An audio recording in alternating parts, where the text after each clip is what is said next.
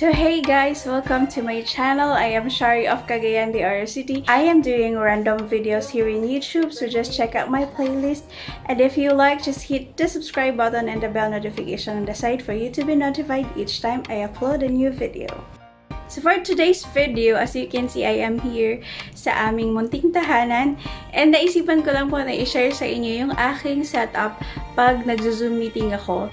So perhaps makakatulong po ito doon sa mga may online job or para sa online ng mga anak. Ano yung magandang setup para okay din yung appearance natin during meeting or classes. So let's get into the video. My setup is really simple and affordable. And yes, papakita ko lang sa inyo yung mga devices na ginagamit ko. These are the 5 things that I am using during my online meeting. The first thing na dapat meron po kayo is yung ring light. So I think I bought that several months ago. That's for my vlog. But I don't like my face whenever I'm using ring light. So hindi ko po siya ginamit. So now, I am using it for my online meeting. So, less than 1,000 po yung ring light na yon. The second item that I have is this one. This is actually a desk lamp that I use as a second backup light for my face whenever I'm on an online meeting. So, para maliwanag yung aking mukha. Ay parang touchscreen. Parang touchscreen pero hindi siya screen. Ayan po. Tara! Ay. Tapos, ayan po siya. Ito yung ginagamit kong pang backup sa aking ring light. Kasi sobrang iba talaga yung appearance natin pag naka-web camera tayo. Sa cellphone, okay lang kasi nag-a-adjust naman siya sa lighting natin. Pero pag nasa webcam po, ang hirap po i-set up ng light. So, kailangan mo ng mga backup lights na kagaya nito. The third one that I have is this one. This is a noise cancelling headset. And I also bought this online. Siguro ilalagay ko na lang po sa description box. Baka mahanap ko pa siya somewhere, yung link.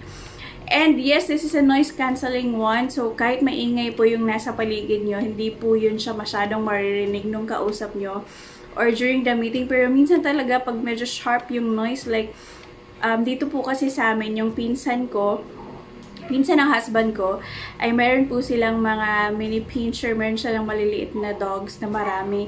Kaya pag sabay-sabay silang nagkakahulan, sobrang naririnig talaga siya ng kausap mo. So, napapatanong sila kung may aso ba dito sa amin. So, yun siya. So, ito much better kasi maririnig mo talaga yung kausap mo kasi ito natatakpan yung ears mo ng itong mga pieces na to. So, the fifth one that I have, guys, is my web camera. I bought that from SM Downtown Premiere and that is 1080p. So, that's different from the one that I unboxed in one of my videos. Iba yun kasi medyo pale kasi yung kuha niya. Kaya kung nakikita nyo dun sa description box, nilagay ko to. So, ito yung best. This is 1080 pixels. So, ilalagay ko na rin sa description box ko na yung brand niya at kung magkano siya. And the fifth one that I am using also for my online meeting is my laptop. I also unboxed that in one of my videos para po may share ko din po sa inyo. And check na lang po sa description box kung ano yung full description niya and ano yung full specifications niya. Speaking of laptops, gusto ko lang po mag-share sa inyo ng mga bagay na i-check nyo, of course, para to make sure na tama yung bibilhin nyo. So, the first one is yung RAM. So, 4 and above, okay po yun siya. The second one is yung storage, 500 gig, 1 terabyte, that is okay. The third one is if kailangan nyo po siya sa online job or online meetings po, tingnan nyo po yung angle ng camera. Tingnan nyo po kung saan nakalagay, kung maa-adjust ba siya, yung kulay ng camera. Basta tingnan nyo by the time na bumili po kayo.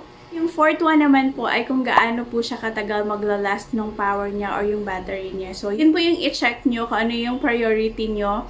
Ano yung purpose nyo kung bakit nyo po siya bilhin. But if you're going to buy just to watch movie or social media or mga ganyan, hindi naman po kayo masyadong technical, wag na po kayong bumili ng mas higher na RAM because you don't need that naman po. So I think guys, yun lang po yung mai-share ko for this video and I hope na may naitulong po ako sa inyo. If you like this video, please feel free to share it with your friends, and also if you haven't subscribed, please subscribe to my channel and click the bell notification on the side for you to be notified each time I upload a new video. Thank you so much for watching, guys. God bless everyone. Bye bye.